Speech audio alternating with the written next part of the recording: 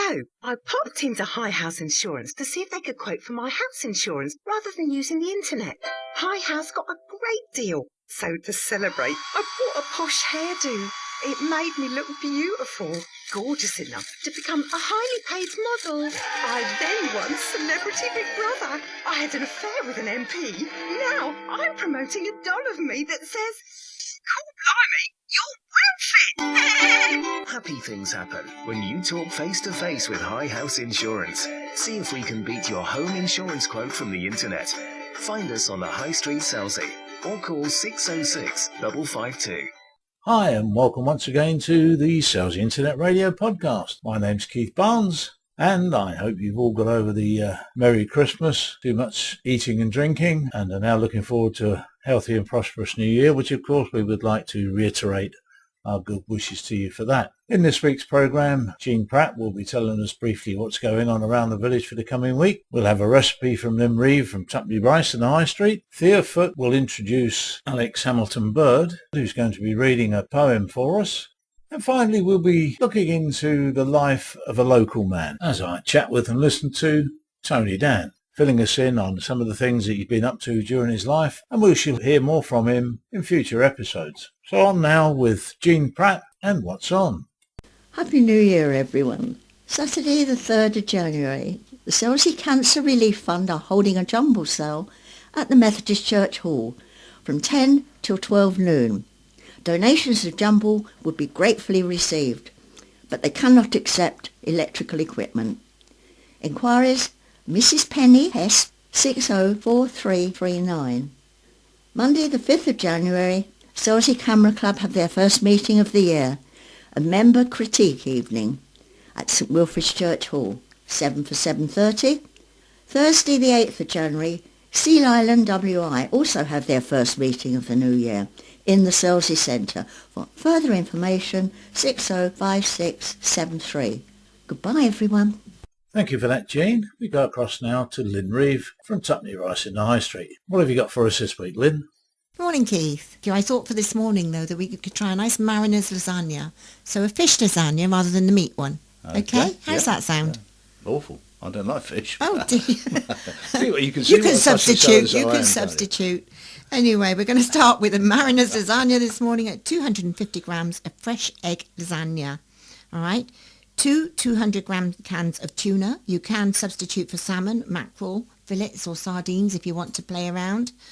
450 grams of passata sauce. You can buy that ready-made these days in the supermarkets, but it's just tomato sauce made, 9 stoned black olives, 225 grams of spinach, 250 grams of ricotta cheese, and 4 tablespoons of semi-skimmed milk, and again some parmesan to finish. I keep doing this on these recipes lately, parmesan to finish.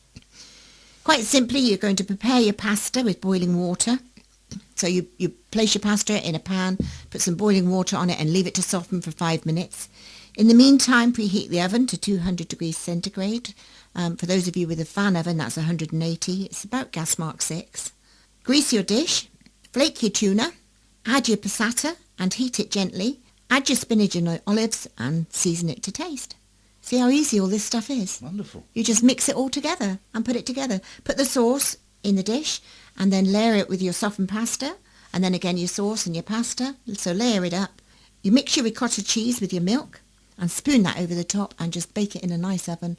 Come out, bit of Parmesan cheese on the top and away you go. Serve it up with some nice crusty garlic bread. Do you know, I think if I'd have been born Italian, I could have been a chef. Yeah, it's easy, isn't it? I can cope with this stuff. You just put it together and stir it up. Wonderful, then. Wonderful. Well, thank you very much for You're that. welcome. And we'll see you again next week or next time. Okay, thank you, Keith. Thanks, Lyn. Bye-bye now. Bye-bye. Another lovely dish from Lyn there. We'll move on now to a few words from Thea Foote. Last summer, I was working on a poetry event to raise money for Help for Heroes. As I sought for poems that would represent man's relationship with war, Hugh Graham, a dear friend, sent me a poem that he wanted me to include.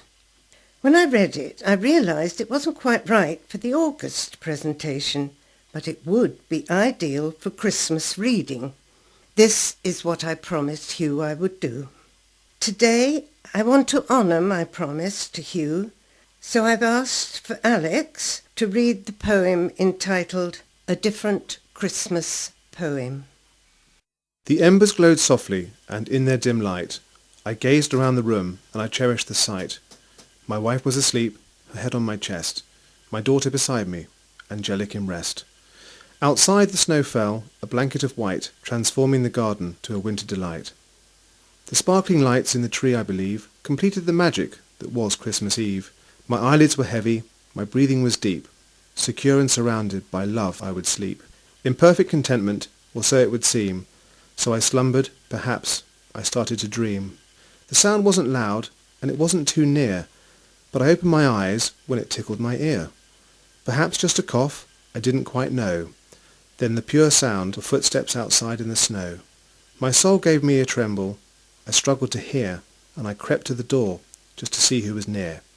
Standing out in the cold of the night, a lone figure stood, his face weary and tight.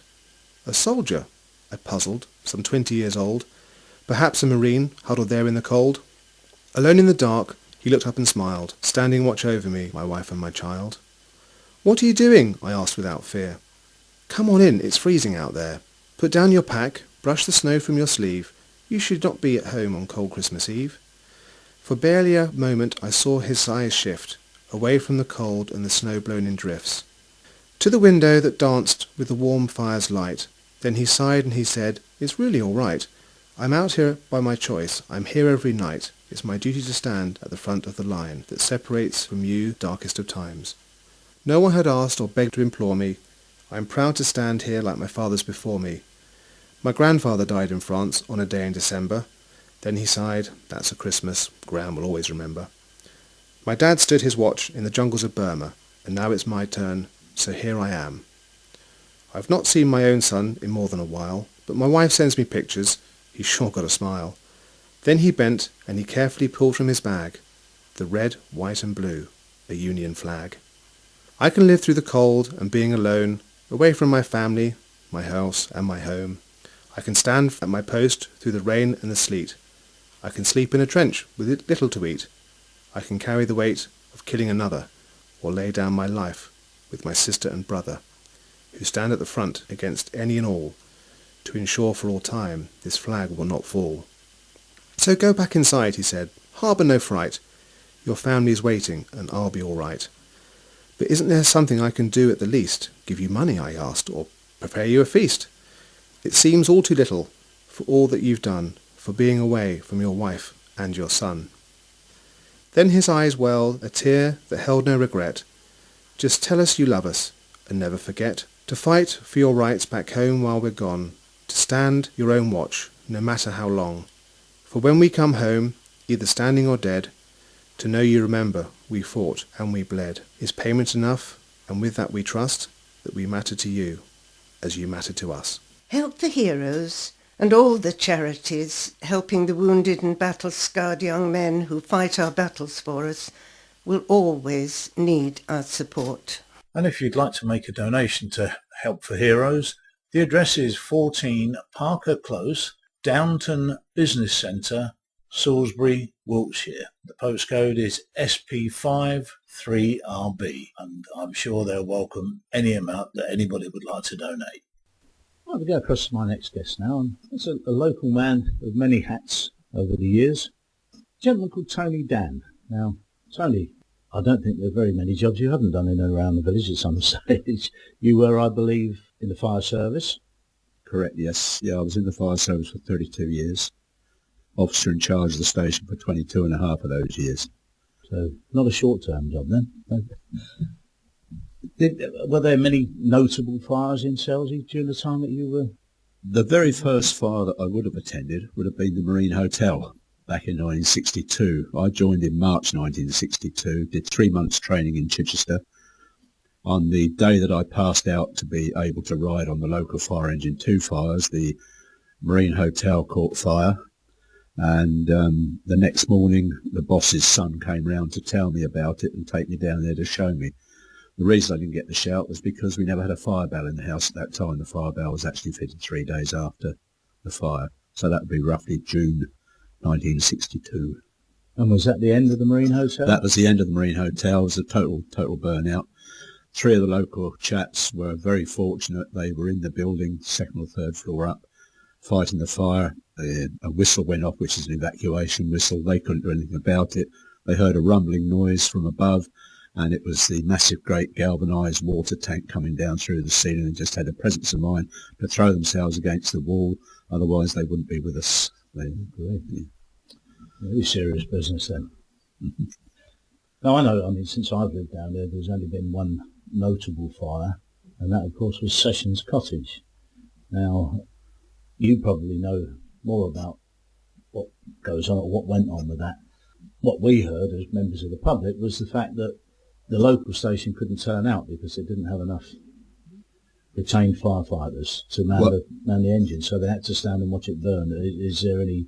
Well, I wasn't in the brigade then. I'd been left a little while then, but I did respond. I was down in Portsmouth, got a phone call to say that it was on fire, and knowing the people in next door in Stable Cottage, I knew that the chap in Stable Cottage was disabled. His bedroom was right more or less under the thatch of Sessions' house. I raced back from Portsmouth in about 35, 40 minutes, went into the fire station, found the fire appliance standing there with the crew standing around. I asked them what was going on, why weren't they up there fighting the fire, to be told that under the latest legislation, they weren't allowed to turn out unless they had more than 4 crewmen on board. I then, of course, turned round to the chap in charge and said, well, I'm sorry, but this is your village. You should have been up there fighting the fire. I went to go up to Sessions' house. The local police had a barrier across by the fire station. They wouldn't let me go up there. But one of the policemen was actually born in Beach Road. I'd lost contact with him for years, but he said, well, he was the boss, let him go up there. So I went up to Sessions' house and did a breeze around, and then came back down to the station. Although I wasn't in the fire brigade, I did actually tell them to go up there and do something about it. And they said, well, no, we can't do that because we can end up in court because it's against the law now. And I said, well, I'm sure if that ever happened, your village will stick up for you. And you shouldn't. Certainly would have done. In my day, I turned out with 2. But I imagine, of course, this is health and safety gone mad. Well, of course it is, yeah. In my early days, we had quite a large fire down in Hillfield Road. It was the year of the national strike. We turned up next to the veterinary practice in Hillfield Road. The roof was alight. There were only 3 of us on board. 2 of us had been in a while, and the third chap was his first fire. I drove the fire engine down there because there was no drivers apart from myself. I set the hydrant up, took the young lad in with me.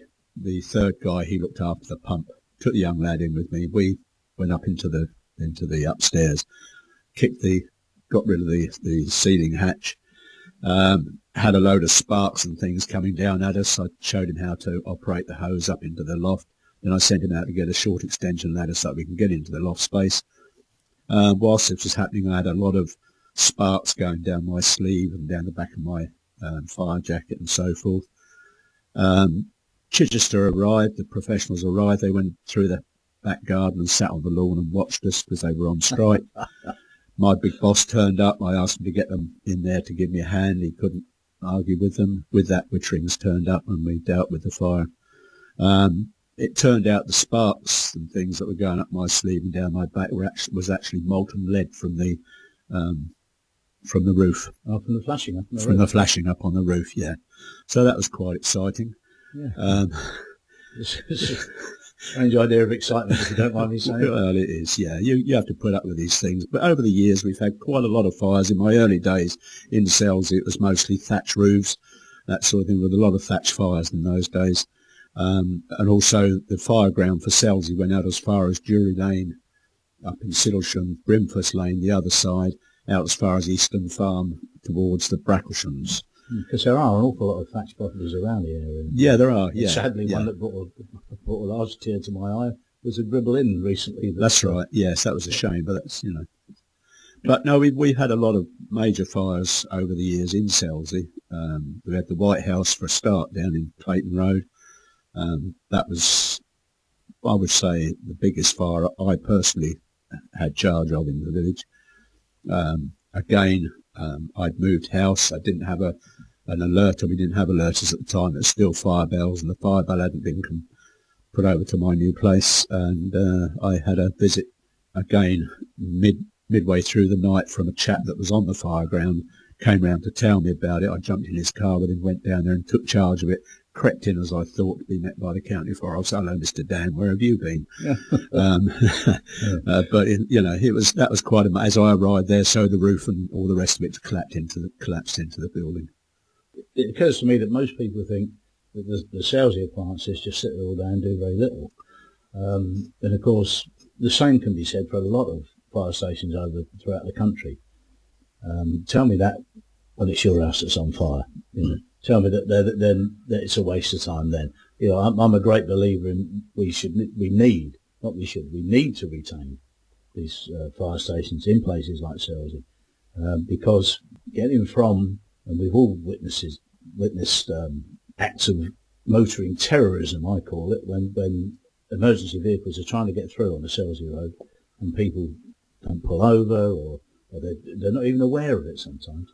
That holds an engine or an ambulance, an appliance coming from the fire station in Chichester down here, a vital few seconds, and can make all the world of difference. And of course, if there is an accident, through for some considerable time. That's correct. That is correct. Yeah, the year we had the tornadoes and such down here, we were actually cut off from Chichester. I had my crew, there were 8 of us at the time, and we obviously got kicked out in the early hours of the morning, and we had the village to take care of. We were sheeting roofs up in that hurricane wind, in those strong winds.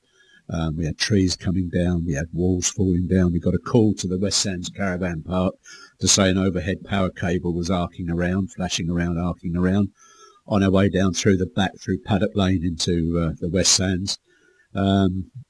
We had caravans imploding as we were going down with the force, and underneath one of the caravans there was a face.